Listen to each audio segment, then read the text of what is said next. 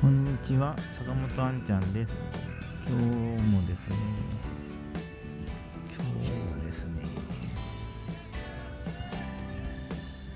僕も DIY 貸し借り仕様やってみたいと思います。今回はですね、前後ともにシーソーを入れてきました。ちょっと貸し借りすぎるかなと思ってリアにスタビライザーをつけてきました。08用かな、08用の無理やりくっつけてきました。めっちゃ貸し借ります。さて、どんな走りになるでしょう。それではやってみます。どこも DIY 貸し借りしよう。それではやってみます。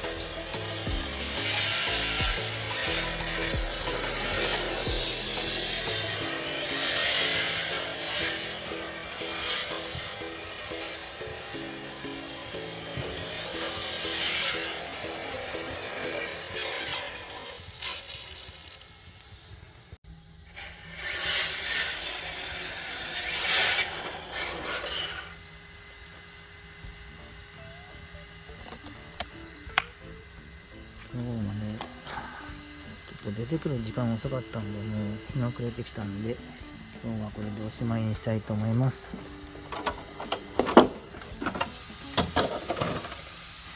猫も DIY 貸し借り仕様、前後シーソーを入れてみたリアにスタビライザーつけてみたの動画でした。なんかいい感じにロールできたと思います。それでは皆さんご視聴ありがとうございました。またね。